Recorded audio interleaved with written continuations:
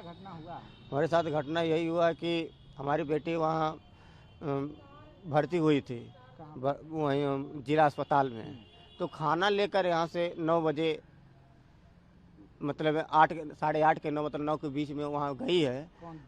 हमारी वो दीपिका शर्मा, दूसरी बेटी? दूसरी बेटी। वो खाना लेके गई है, लेकिन वो आधा 9 बजे के बाद आधा घंटा बाद मुझे पता चला कि वो घर अभी तक पहुंची नहीं। आधा घंटा से यहाँ से 9 बजे निकल गई जिला अस्पताल से।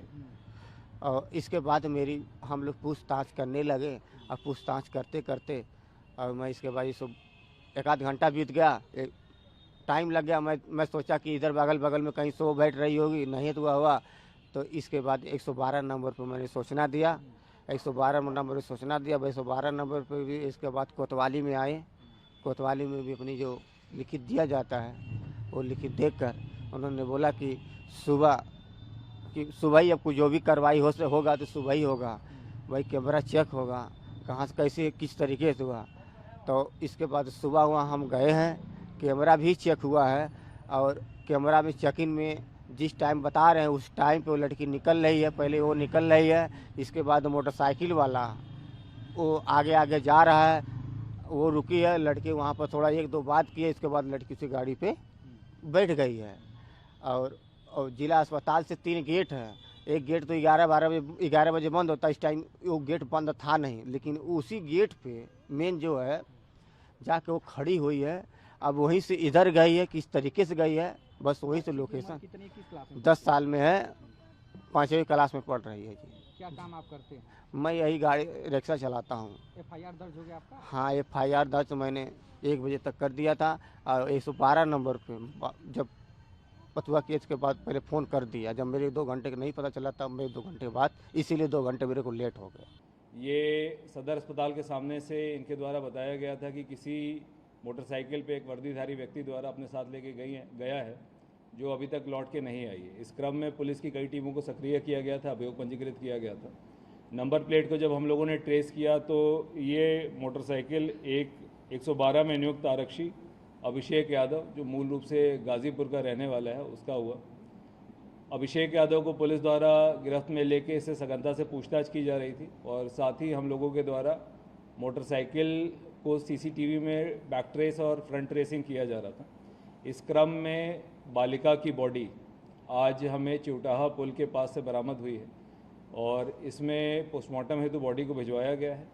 और परिजनों से प्राप्त तहरीर में समुचित धाराओं को बढ़ाते हुए अभियुक्त की गिरफ्तारी करते हुए अग्रिम विधिक कार्रवाई की जा रही है।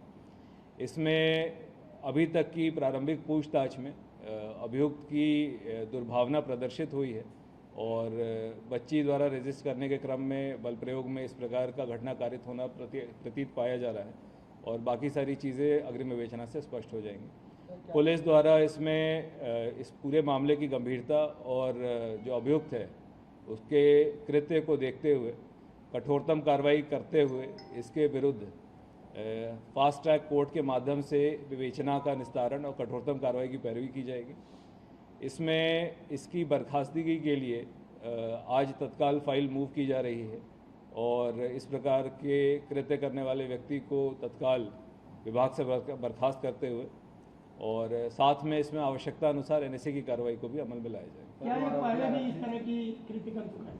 2025 जनवरी में इसके द्वारा एक बालिका के साथ अभद्रता और फर्जी नंबर प्लेट का अभियोग पंजीकृत करते हुए जेल भेजा गया था, जिसके बाद ये सस्पेंड भी हुआ था, और पिछले वर्ष सितंबर में ये बहाल होके विभागीय कार्रवाई के अधीन रहते हुए 112 में अपनी सेवाएं दे रहा था। जो आरोपी आरक्षी है क्या? जी, क्या कारण रहा? देखिए, अभी तक की प्रारंभिक पूछताछ में दुर्भावना प्रतीत हो रही है इस व्यक्ति के द्वारा। अभी रजिस्ट किया जा रहा है पूरी बात बताने में, मगर अभी तक जो चीज़ समझ में आई है और जिस तरह की परिस्थिति है, इसकी दुर्भावना प्रतीत हो रही है। क्या सर 1 महीने में 3 हत्या भरोसे में लेके किया गया, भरोसे का कत्ल माना जाए? देखिए, इसके पहले जो एक सहजनवा वाली हत्या है वो उसके घर के अंदर के ही किराएदार थे।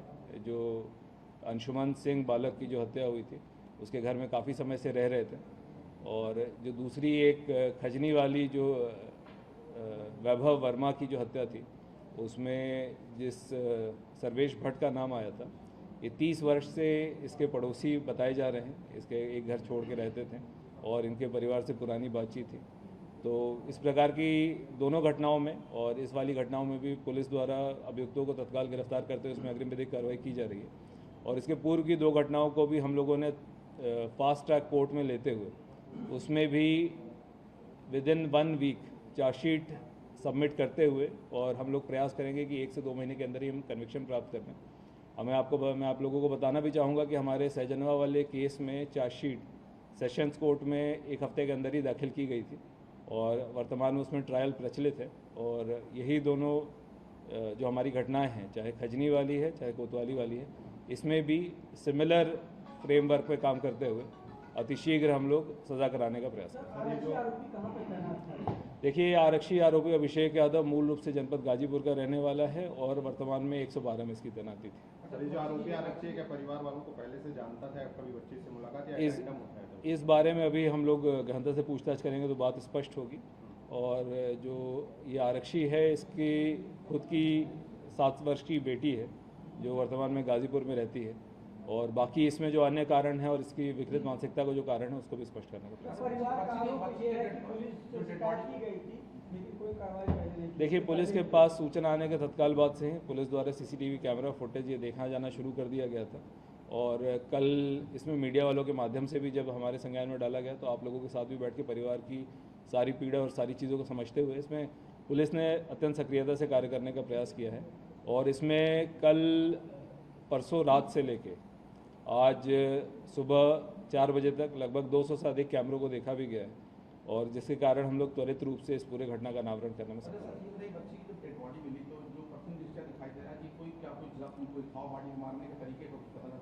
देखिए, ये बहुत ज़्यादा तो कुछ स्पष्ट नहीं है, मगर अभी तक की जो पूरी परिस्थितियाँ रही हैं, पूरा घटनाक्रम रहा है, उसमें इसकी दुर्भावना से इनकार नहीं किया जा सकता। तो हम लोग उसी एंगल पे काम करते हुए कठोरतम सजा के लिए इसमें प्रयास करेंगे। संवेदनशील मामला था, मंगलवार को घटना हुई, बुधवार को FIR दर्ज हुआ, इसके लिए ये हम लोगों के पास सूचना बुधवार के सुबह 2 बजे प्राप्त हुई है और प्राप्त होने के बाद से ही इसमें टीमें लगी हुई थी और इसमें अभियोग पंजीकृत करते हुए लगातार थाने और चौकी की टीमें लगी थी और 3 बजे के बाद से इसमें जनपदीय टीमों को भी डिप्लॉय किया गया था। इसमें हमारे 4 additional SP north south city और SP क्राइम सभी लगे थे। तो क्या सर किसी पर कार्रवाई नहीं हुई? देखिए, अभी तक तो इसी अभियुक्त के विरुद्ध ही कार्रवाई हमारी प्रचलित है और अगर कहीं पे किसी प्रकार की लापरवाही प्रदर्शित होगी तो उसको भी दिखवाइए। सर, इस तरह की घटनाओं को रोकने के लिए क्या कार्रवाई? देखिए, इसमें से जो 2 घटनाएं थी जो घर के अंदर की ही थी, उसमें कुछ और कहना उचित नहीं होगा क्योंकि घर के पड़ोसी और घर के किराएदार ही थे। और इस वाली घटना में जितने भी इस प्रकार की दूषित मानसिकता के अगर कोई भी पुलिसकर्मी होंगे तो उनके विरुद्ध भी कठोरतम कार्रवाई की जाएगी। देखिए, कोतवाली थाना अंतर्गत एक बालिका जिसका नाम दीपिका है, उम्र लगभग 10 वर्ष है, ये रात में सदर अस्पताल के सामने से किसी अज्ञात व्यक्ति द्वारा अपने मोटरसाइकिल पर ले जाने की बात परिजनों द्वारा बताई गई थी। इसमें मोटरसाइकिल को जब कैमरे के माध्यम से ट्रेस किया गया तो इसका नंबर प्लेट एक अभिषेक यादव जो मूल रूप से गाजीपुर का रहने वाला व्यक्ति है और पुलिस विभाग में 112 में कार्यरत आरक्षी है, उसके रूप में प्रदर्शित हुआ। जब इसकी बैकवर्ड ट्रेसिंग की गई, अभियुक्त को हिरासत में लेकर इससे कठोरता से पूछताछ की गई, तब आज प्रातःकाल बालिका का बॉडी वो बरामद किया गया चौटाहा पुल के पास से और इसमें गंभीर धाराओं में अभियोग पंजीकृत करते हुए अभियुक्त को जेल भेजा जा रहा है और इसमें अभियुक्त के विरुद्ध बर्खास्तगी की कार्रवाई और NSA की कार्रवाई भी की जा रही है।